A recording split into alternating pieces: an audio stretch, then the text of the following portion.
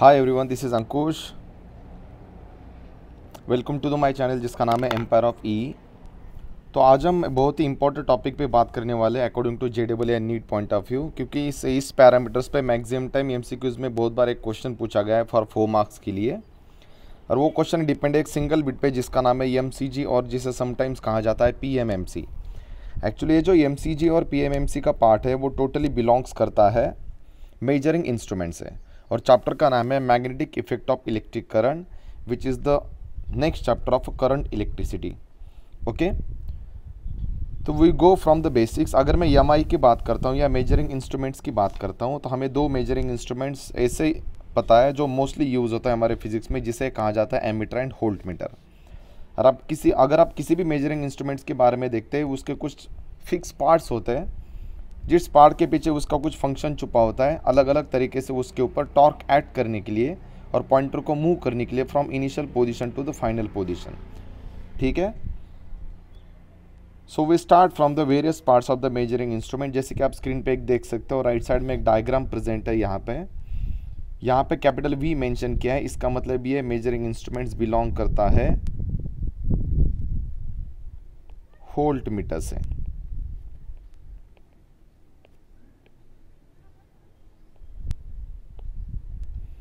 अगर मैं इसके इंपॉर्टेंट पार्ट्स की बात करता हूं तो यहाँ पे मैं उसको मेंशन करता हूं द वेरियस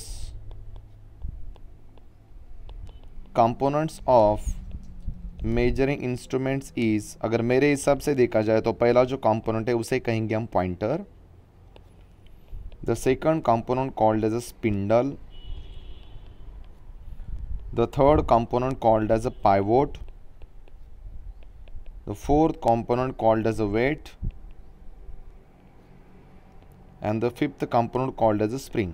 अगर मैं डायग्राम के हिसाब से देखता हूं तो आपको यहाँ पे 5 कंपोनेंट्स देखने को मिलते हैं, जैसे कि आप स्क्रीन पे देख सकते हो। अगर मैं फर्स्ट इंस्ट्रूमेंट की बात करता हूं तो ये जो ऊपर का आपको एक सेक्शन दिख रहा है उसे कहा जाता है उसकी स्क्रीन, जिसे कहा जाता है डिस्प्ले। बेसिकली फिजिक्स में जो भी इंस्ट्रूमेंट्स होते हैं वो दो टाइप्स के होते हैं। जो पहला इंस्ट्रूमेंट होता है उसे कहा जाता है एनालॉग, और जो सेकंड इंस्ट्रूमेंट होता है जिसे कहा जाता है डिजिटल। आपको तो पता ही होगा डिजिटल इंस्ट्रूमेंट की एक्यूरेसी बहुत ही ज़्यादा होती है as compare to the analogue instrument. पर हमारे सिलेबस में डिजिटल इंस्ट्रूमेंट का यूज़ सिर्फ सेमीकंडक्टर चैप्टर में किया गया है। तो अभी तो हम सिर्फ बात करने वाले एनालॉग इंस्ट्रूमेंट्स के बारे में। एनालॉग इंस्ट्रूमेंट्स आइडेंटिफाई कैसे करना है, जिसके ऊपर पॉइंटर आपको दिखेगा उसे कहा जाता है एनालॉग इंस्ट्रूमेंट, और जिसके ऊपर 7 सेगमेंटेड LED होता है उसे कहा जाता है डिजिटल इंस्ट्रूमेंट। तो अभी तो हम बात करने वाले एनालॉग इंस्ट्रूमेंट्स के बारे में, जिसके आप देख सकते हो यहाँ पे वोल्ट मीटर पे एक पॉइंटर छुपा है। पॉइंटर जो प्रेजेंट है वो सस्पेंडेड फॉर्म में है कैलिब्रेटेड स्केल के ऊपर, तो उसे कहा जाता है कैलिब्रेटेड स्केल।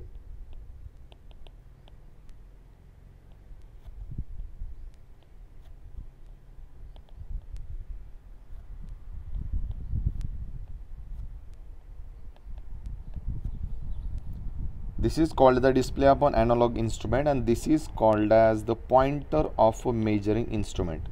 एक्चुअली जो स्केल्स होती है ना वो दो टाइप्स की होती है। इसके बारे में हम नेक्स्ट वीडियो में बात करने ही वाले हैं। जो पहली स्केल है उसे कहा जाता है यूनिफॉर्म स्केल, और जो दूसरी स्केल होती है उसे कहा जाता है नॉन यूनिफॉर्म स्केल। अभी uniform and non uniform identify कैसे करना है वो आपको नेक्स्ट लेक्चर में पता चलेगा। अगर मैं सेकंड डायग्राम की बात करता हूँ तो यहाँ पे देखिए, अगर सबसे इंपॉर्टेंट पार्ट कौन सा है तो उसे कहा जाता है पॉइंटर, क्योंकि पॉइंटर ही रिस्पॉन्सिबल होता है वैल्यू आइडेंटिफाई करने के लिए या स्पेसिफिक वैल्यू या स्पेसिफिक मैग्नीट्यूड मेजर करने के लिए। क्योंकि जो भी फोर्स या जो भी टॉर्क एक्ट होने वाला है वो सबसे पहले स्पिंडल पे एक्ट होता है, पर स्पिंडल ये विजिबल पार्ट नहीं है, तो हमें सिर्फ स्क्रीन पे पॉइंटर दिखता है। इसके वजह से मैं पॉइंटर को सबसे ज़्यादा प्रायोरिटी देता हूँ। जो सेकंड पार्ट होता है उसे कहा जाता है स्पिंडल। जैसे कि आप स्क्रीन पे देख सकते हैं एक वर्टिकल आपको एक स्टील का रॉड दिख रहा है यहाँ पे, जिसकी थिकनेस बहुत ही कम होती है, उसे कहा जाता है स्पिंडल। एक्चुअली जो आपको पूरा मैकेनिज्म होता है किसी भी मेजरिंग इंस्ट्रूमेंट्स का वो इसके अंदर छुपा होता है, क्योंकि ये पूरा इनविजिबल पार्ट है, और जो डिस्प्ले का पार्ट होता है उसे हम कहेंगे विजिबल पार्ट। अगर मैं इनविजिबल पार्ट की बात करता हूँ तो इस मैकेनिज्म में ये सारे पैरामीटर्स छुपे होते हैं। Spindle is nothing but the vertical part of the system, और स्पिंडल के ऊपर के पोजीशन पे जो यहाँ पे एक पॉइंटर लगा है, इन दोनों के बीच में एग्जैक्टली एंगल होता है 90 डिग्री का। दोनों की मूवमेंट कैसी होती है, अगर स्पिंडल खुद की तरफ या खुद के अराउंड में रोटेट होता है क्लॉकवाइज डायरेक्शन में तो पॉइंटर की मूवमेंट होगी अलोंग द राइट साइड। अगर स्पिंडल एंटी क्लॉकवाइज डायरेक्शन में रोटेट होता है तो पॉइंटर की मूवमेंट होगी अलोंग द लेफ्ट साइड। और ये जो पॉइंटर यहाँ पे मूवमेंट प्रोड्यूस करेगा उसे कहा जाता है एंगुलर मोशन। क्यों? क्योंकि पॉइंटर एक जगह पे सस्पेंडेड है और दूसरी साइड उसके फ्रीली मूवेबल पोजीशन में। तो पॉइंटर पे जो भी फोर्स एक्ट होता है या पॉइंटर वहाँ पे जो भी डिस्प्लेसमेंट क्रिएट करता है उसे हम टॉर्क कहेंगे। अब ये टॉर्क कौन से होते हैं हम थोड़ी देर के बाद उसको देखने ही वाले हैं। अगर ये स्पिंडल और पॉइंटर को जैसे हम छोड़ देते हैं, जो थर्ड पार्ट होता है उसे कहा जाता है पाइवोट। अगर स्पिंडल खुद के अराउंड में रोटेट होता है तो उसको बैलेंस करने के लिए स्पिंडल के दोनों तरफ से पाइवोट एंड ज्वेल्ड बेयरिंग लगाई जाती है। ये क्या करता है? स्पिंडल को ईजिली मूव होने देता है और स्पिंडल को अपने पोजीशन पे मेंटेन करने के लिए हेल्प करता है। जो फोर्थ है उसे कहा जाता है वेट। एक्चुअली पॉइंटर का जो भी वेट होगा वो पॉइंटर स्क्रीन के ऊपर नहीं गिरना चाहिए या स्क्रीन और पॉइंटर के बीच में कुछ ना कुछ गैप चाहिए फ्रिक्शन को टॉलरेट करने के लिए। तो किसी भी पॉइंटर को बैलेंस करने के लिए उसके पीछे पॉइंटर के जितना ही वेट लगाया जाता है जिसे कहा जाता है बैलेंस वेट। इसको हम थोड़ी देर के बाद और एक बार देखने वाले हैं। और जो फिफ्थ पैरामीटर है जिसे कहा जाता है स्प्रिंग। जैसे कि आप स्क्रीन पे देख सकते हो ये जो स्प्रिंग है, स्प्रिंग का काम क्या है? जैसे ही स्पिंडल क्लॉकवाइज रोटेट होता है हमारे जो स्प्रिंग उस पर जो लगी है वो वहाँ पे ट्विस्ट होगी। पर जैसे आप किसी भी एमीटर या वोल्ट मीटर का करंट जीरो करते हो तो हमें पॉइंटर उसके ओरिजिनल वापस पोजीशन पे चाहिए जिसे हम जीरो कहेंगे। अगर हम वहाँ पे करंट उसका जीरो करते हैं तो वहाँ पे स्प्रिंग जो होती है वो रिलैक्स होती है। जैसे ही स्प्रिंग रिलैक्स होती है the spindle back to its original position and pointer come to its initial position.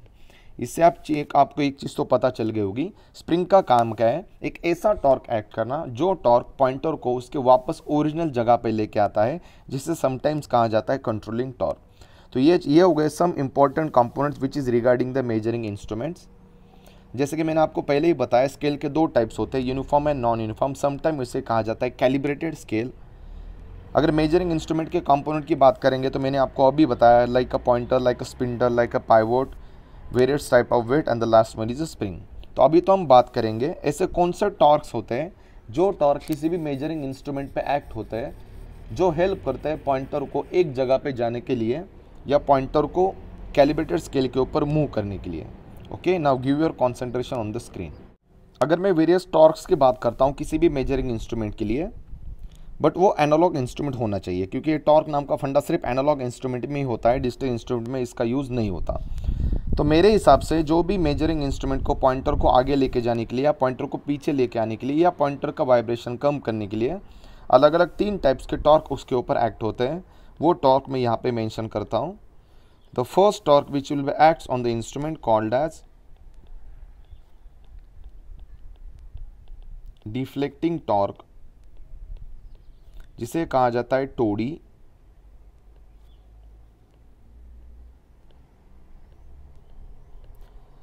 The second torque acts on the measuring instrument, उसे कहा जाता है controlling torque, it is denoted by T C. And the third torque acts on the measuring instrument, जिसे कहा जाता है damping torque.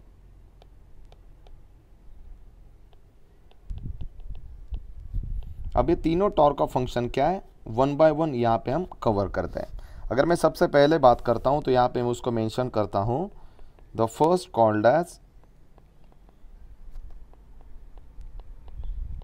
a deflecting torque. The second one is nothing but controlling torque. Sometimes it is also called as a restoring torque. Restoring का मतलब क्या है? जो pointer को वापस उसके ओरिजिनल पोजीशन में लेके आने को हेल्प करता है। और जो थर्ड टॉर्क उसके ऊपर एक्ट किया जाता है जिसे कहा जाता है डैम्पिंग टॉर्क। तो हम वन बाय वन उसका फंक्शन यहाँ पे क्लियर करते हैं। डिफ्लेक्टिंग टॉर्क का मीनिंग तो आपको पता ही चल गया होगा। इस टॉर्क का सिर्फ एक ही फंक्शन है जिसे हम कहते हैं डिफ्लेक्शन। ओके, जस्ट इमेजिन कीजिए कि मेरे पास एक कैलिब्रेटेड स्केल है, लुक लाइक दिस, जिसकी इनिशियल पोजीशन है, जिसकी फाइनल पोजीशन है, उसके ऊपर कुछ नीडल्स हैं। वो एक तो लीनियर हो सकते हैं या नॉन लीनियर हो सकते हैं, डिपेंड्स अपॉन द कंडीशन। ये हमारा यहाँ पे एक स्पिंडल है और स्पिंडल के ऊपर यहाँ पे लगा एक पॉइंटर, जिसके मैंने आपको पहले ही बताया था स्पिंडल और पॉइंटर का एग्जैक्टली एंगल होता है 90 डिग्री। जैसे स्पिंडल रोटेट होता है पॉइंटर भी उसकी जगह से डिफ्लेक्ट होगा। अभी डिफ्लेक्टिंग टॉर्क क्या होता है? The torque which is responsible to move the pointer from its initial position to the final position. अगर मुझे पॉइंटर को डिफ्लेक्ट करना है from initial to final position के लिए, जो भी टॉर्क वहाँ पे एक्ट होता है उसे कहा जाता है डिफ्लेक्टिंग टॉर्क, उसे कहा जाता है टो डी से। अगर सिंपल लैंग्वेज में इसकी बात करता हूँ तो deflecting torque which is responsible to move the pointer from left side to the right side, उसे कहेंगे हम डिफ्लेक्टिंग टॉर्क। उसको मैं यहाँ पे मेंशन करता हूँ, टॉर्क विच इज़ रिस्पॉन्सिबल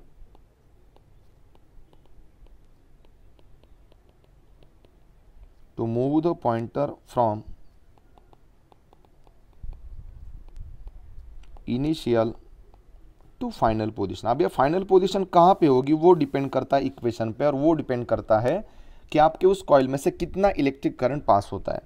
अगर मैं सेकंड डेफिनेशन की बात करता हूँ तो सेकंड डेफिनेशन है हमारे पास controlling torque. Sometimes controlling torque को कहा जाता है रिस्टोरिंग टॉर्क। वंस अगेन मैं सेम डायग्राम यहाँ पे कॉपी करता हूँ।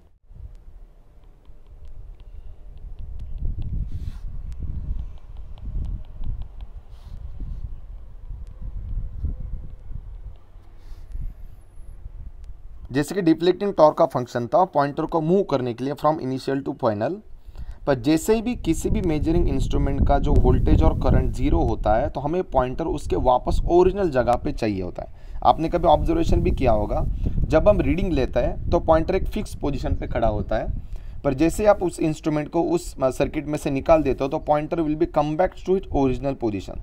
तो थोड़ा वर्ड पे फोकस कीजिए। ये कम बैक करने के लिए आप पॉइंटर को इनिशियल पोजीशन पे लाने के लिए एक एक्स्ट्रा टॉर्क ऐड किया जाता है जिसे कहा जाता है controlling torque, and sometime it is called as restoring torque. अगर मैं उसके डेफिनेशन की बात करता हूँ तो torque which is responsible to move the pointer from its final position to the initial position कौन सी होती है उसे कहा जाता है जीरो पोजीशन, तो उसे कहेंगे हम कंट्रोलिंग टॉर्क। तो मैं यहाँ पे उसको मेंशन करता हूँ, the torque which is responsible to move the pointer from final to initial position। अगर आप ये सोच रहे हो कि ये कैसे पॉसिबल है, तो ये कंट्रोलिंग टॉर्क और रिस्टोरिंग टॉर्क ऐड करने के लिए इसमें दो अलग अलग चेंजेस किए जाते हैं। वो दो चेंजेस कौन से है थोड़ा स्क्रीन पे ध्यान दीजिए। कंट्रोलिंग टॉर्क ऐड करने के लिए दो टाइप्स के मेथड यूज किए जाते हैं। The first called as weight control and the second called as a spring control।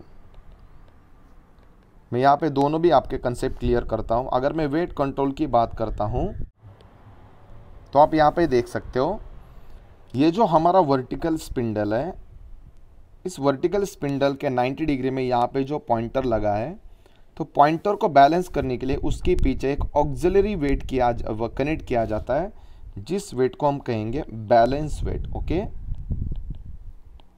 आपको बैलेंस वेट का तो फंक्शन पता चल गया, पॉइंटर को बैलेंस करने के लिए। पर उसके अलावा इस बैलेंस वेट के 90 डिग्री में और एक वेट इसके साथ कनेक्ट किया जाता है, जो स्क्रीन पे मैं यहाँ पे मेंशन कर रहा हूँ। उस वेट को क्या कहा जाता है? Counter wait.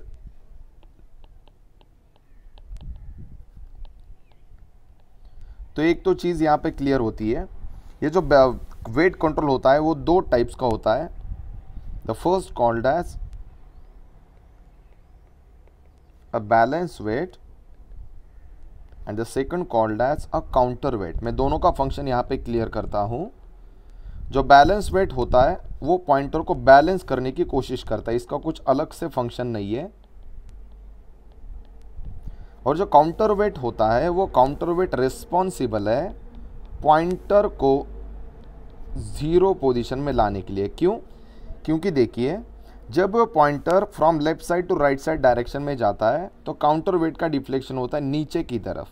पर ये जो काउंटर वेट क्या करता है, अपने ओरिजिनल पोजीशन में आने के लिए ट्राई करता है या कोशिश करता है। जिसे भी आप किसी भी इंस्ट्रूमेंट का करंट या वोल्टेज जीरो करते हो तो pointer will be come back to its original position. Why? Because the counter weight will be re back to its original position. तो इसके वजह से क्लियर है, ये जो काउंटर वेट होता है which is responsible to act restoring torque and come back the pointer towards its initial position. अगर मैं इसके सेकंड पार्ट की बात करता हूँ जिसे कहा जाता है स्प्रिंग कंट्रोल, तो स्प्रिंग कंट्रोल का फंक्शन कैसा है वो देखिए। ये जो स्पिंडल होता है ना, उसके दोनों ही तरफ, इसका मतलब ऊपर के साइड में भी और नीचे के साइड में भी यहाँ पे दो स्प्रिंग लगा है हमने, जो स्प्रिंग बने होते हैं ब्रॉन्ज मटेरियल से, क्योंकि ब्रॉन्ज बहुत ही, इसकी इलास्टिसिटी ज़्यादा है, टेंसाइल स्ट्रेंथ भी अच्छी है और बहुत ही लाइट वेट होता है। अब स्प्रिंग का काम क्या है, जैसे मैंने आपको बताया ये था, जैसे अगर पॉइंटर मूव होता है तो स्प्रिंग ट्विस्ट होगी, और जैसे हम उसमें का करंट और वोल्टेज जीरो करते हैं, spring will be reback to its original position due to relaxation, और पॉइंटर वापस रीबैक करता है उसके इनिशियल पोजीशन पे। तो ये दो मेथड्स नॉर्मली अप्लाई किए जाता है कंट्रोलिंग और रिस्टोरिंग टॉर्क ऐड करने के लिए, और पॉइंटर को वापस उसी पोजीशन पे लाने के लिए, जिसे हम उसके रेस्ट पोजीशन कहेंगे। पर यहाँ पे एक बड़ा प्रॉब्लम है, आपने कभी ऑब्जर्वेशन किया होगा, अगर कोई भी एनालॉग मेजरिंग इंस्ट्रूमेंट हम मैक्सिमम टाइम यूज़ करते हैं, और हम समटाइम्स देखते हैं अगर कोई भी मेजरिंग इंस्ट्रूमेंट बहुत ही पुराना होगा, अगर मैं उसको सर्किट में कनेक्ट करता हूं तो पॉइंटर की जो मूवमेंट होती है वो स्मूथ होनी चाहिए। दैट मीन्स अगर पॉइंटर पे डिफ्लेक्टिंग टॉर्क एक्ट होता है तो डिफ्लेक्टिंग टॉर्क ऐसा एक्ट होना चाहिए जो पॉइंटर को स्मूथली आगे लेके जाए और एक जगह पे पॉज किया जाए। जब वो पॉइंटर एक जगह पे पॉज हो जाता है तो वहाँ पे हम उसकी रीडिंग मेजर करते हैं। पर मेरे हिसाब से अगर कोई भी इंस्ट्रूमेंट पुराना हो जाता है या कोई भी इंस्ट्रूमेंट में some times of faults occur होता है तो पॉइंटर स्मूथली आगे नहीं जाता, तो पॉइंटर वहाँ पे some part of oscillations create करता है। तो डैम्पिंग का मीनिंग क्या होता है, डैम्पिंग टॉर्क एक ही चीज़ के लिए अप्लाई किया जाता है to eliminates vibrations of pointers. इसको आप वाइब्रेशंस भी कह सकते हो और ऑसिलेशंस भी कह सकते हो। तो यहाँ पे मैं इसको मेंशन करता हूँ। जस्ट इमेजिन कीजिए कि मेरे पास एक कैलिब्रेटेड स्केल है और पॉइंटर इसके फाइनल पोजीशन पे है, पर पॉइंटर फाइनल पोजीशन पे जाने से पहले वो पॉइंटर क्या करता है, some times of oscillations create करता है। इसका मतलब अगर पॉइंटर यहाँ पे स्विंग प्रोड्यूस करने लगा तो पॉइंटर एक एग्जैक्ट पोजीशन पे नहीं रहेगा। अगर पॉइंटर एक एग्जैक्ट पोजीशन पे नहीं रहता तो हम वहाँ पे रीडिंग इजीली मेजर नहीं कर सकते, मे बी एरर ऑकर हो सकता है। ये जो यहाँ पे ऑसिलेशंस पॉइंटर ने क्रिएट किए हैं, उस ऑसिलेशंस को कम करने के लिए एक टॉर्क उसके ऊपर एक्ट किया जाता है जिसे कहा जाता है डैम्पिंग टॉर्क। तो मैं इसकी डेफिनेशन यहाँ पे मेंशन करता हूँ, torque which is responsible to eliminate or to reduce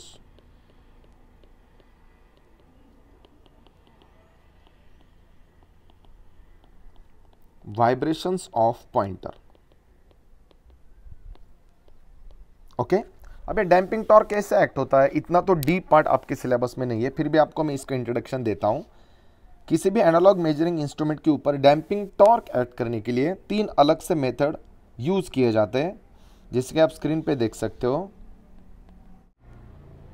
जो पहली मेथड है जिसको नॉर्मल यूज़ किया जाता है टू एक्ट डैम्पिंग टॉर्क, जिसे कहा जाता है बाय एयर फ्रिक्शन मेथड, जिसमें कुछ एयर चेंबर का यूज़ करके वाइब्रेशंस कम किए जाते हैं। The second called as fluid friction method. Air friction और फ्लूइड फ्रिक्शन दोनों का मैकेनिज्म सेम है, सिर्फ मीडियम का डिफरेंट है। और जो थर्ड होता है उसे कहा जाता है बाय एडी करंट मेथड। अगर मेरे हिसाब से देखा जाए तो सबसे इंपॉर्टेंट है एडी करंट मेथड, नंबर 2 पे air friction method and number 3 पे फ्लूइड फ्रिक्शन मेथड।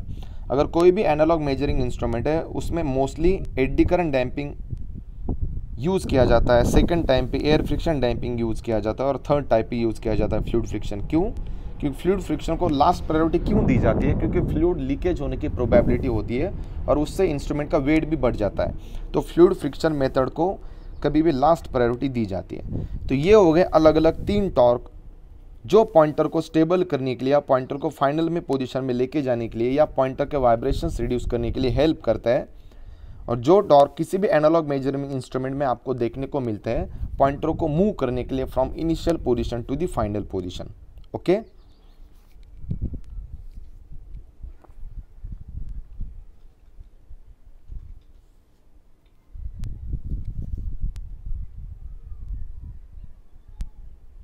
इसमें अगर डैम्पिंग टॉर्क की अगर मैं बात करता हूं तो मैंने आपसे ऑलरेडी कहा था तीनों भी टॉर्क बहुत ही इंपॉर्टेंट है।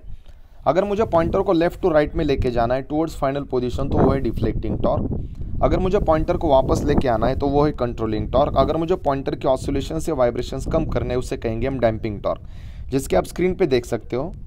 अगर मैं डैम्पिंग टॉर्क की बात कर रहा हूँ तो डैम्पिंग टॉर्क ऐड करने के लिए 3 अलग से मैकेनिज्म उसमें यूज़ किए जाते हैं। द पहला है एयर फ्रिक्शन डैम्पिंग, जिसके आप डायग्राम में देख सकते हो। एक एयर चैम्बर है, जो चैम्बर निगेटिव प्रेशर वहाँ पे क्रिएट करता है और पॉइंटर की मूवमेंट जो है वो स्मूथली क्रिएट करता है। जो सेकंड है उसे कहा जाता है फ्लूइड फ्रिक्शन, जैसे कि आप डायग्राम में देख सकते हो। एक कंटेनर है जिसमें फ्लूइड है, जिसमें अलग अलग 4 वेन्स हैं।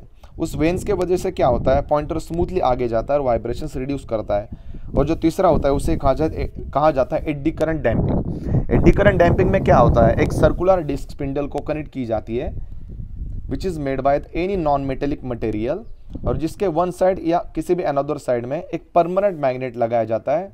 अगर देखा जाए स्क्रीन पे तो डिस्क के ऊपर जो है उसे हम एन पोल कहेंगे और नीचे जो है उसे हम एस पोल कहेंगे। N pole to S pole there is some amount of magnetic field, जो मैग्नेटिक फील्ड उस डिस्क को कट करती है और वहाँ पे एडी करंट बनाती है। जैसे उसके अंदर एडी करंट बनता है तो एक ऐसा फोर्स बनता है जो फोर्स बाउंडेड क्रिएट करता है या एक बाउंड्री क्रिएट करता है स्पिंडल के लिए, और स्पिंडल की मूवमेंट वहाँ पे स्मूथ क्रिएट करता है। उसका मतलब वहाँ पे जो वाइब्रेशंस इंड्यूस होने वाले हैं वो थोड़े वहाँ पे कम होंगे या रिड्यूस होंगे।